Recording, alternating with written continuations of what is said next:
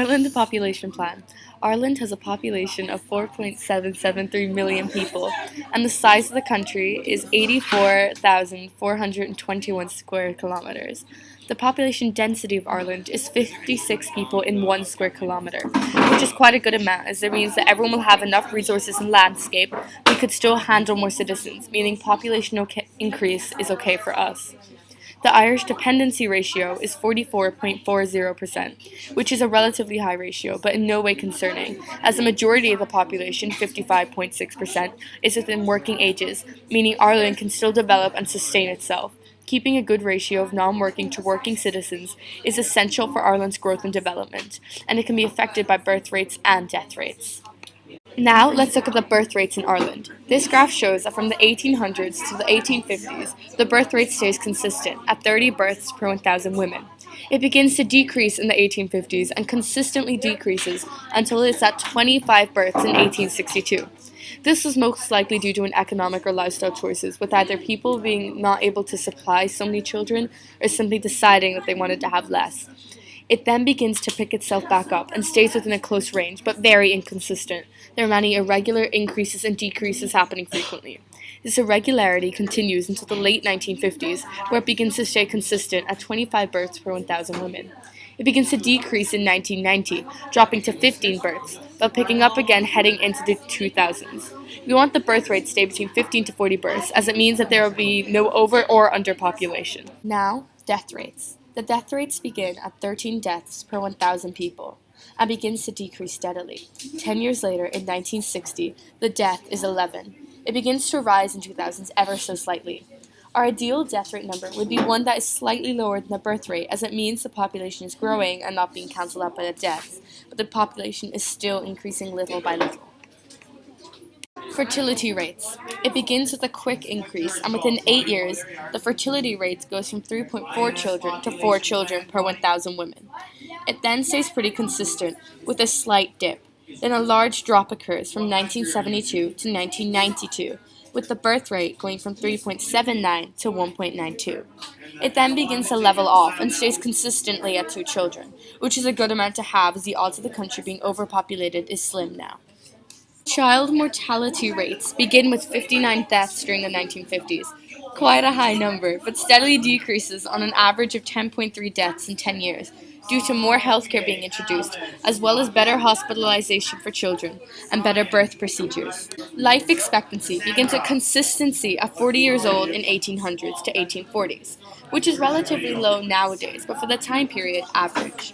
In 1845, a drastic drop begins to occur, and over the course of 7 years, the life expectancy drops from 40 to 30 to 23 to 20 to 15 to 12.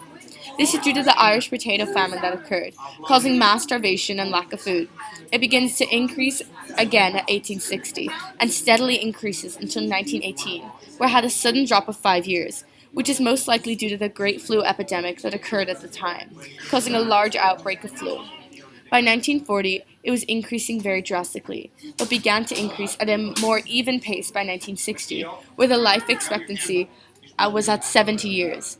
It still follows the same pattern now, with it increasing by 10 years every 20 years. GPD per capita.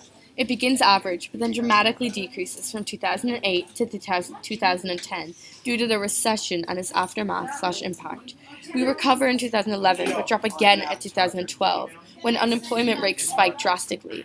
It begins to increase again from 2013 to 2016, with a drastic increase occurring, going from 239.27 GPD to 294.05 in 3 years. This map of the population in Ireland shows that most people live in Dublin or Cork, with those two being pink-coloured, meaning that there are 500,000 to 1,500,000 people living there. Both are the most modernized and have the biggest cities, meaning more jobs that are more modern day or media influenced compared to other places, which tend to have more farms. Also, the most well-known/well-renowned colleges are located there, meaning more residents in those counties. The least popular counties are Sligo, Longford, and Birr, which have the lowest set of education and less modern day/well-paying jobs. The most populated counties seem to have a mix of both mountains and flatland, meaning that there would be a variety of resources in these locations. It also means that there will be cities and the flat land, and yet still more rural areas to walk through or hike through, and also to fund our resources. They are both also located on the shore, meaning that there will be ports nearby, which give job opportunities, other forms of resources, and transportation. Population pyramids. In 1990, the population was 3,563,106 people. The women evidently seem to have lived longer, with 0.4% more women than men reaching the ages of 75 to 79. It also shows that the generation before had more children than the other generations, as there was a large increase of 10 to 14-year-olds alive at the time, as shown by the arrow on the left. In 2000, the population jumped from 3,563,106 to 3,841,573, which is an increase of 278,467 people. Females still seem to be living for longer, still with 0.4% more women than men reaching the ages of 75. Once again, one generation seemed to have an increase in birth, with most people being 15 to 19 at the time. There seems to be less young children, meaning the current generations that are at the age of becoming parents are not having as many children, which will slow down population growth.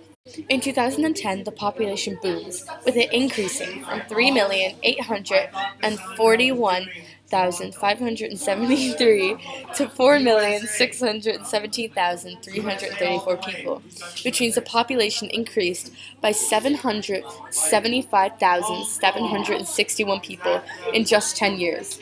Women are still living longer than men, but only 1% more women than men live to the ages of 75 to 79, rather than the past 2 decades, which had 4% more women than men living to the ages of 75 to 79.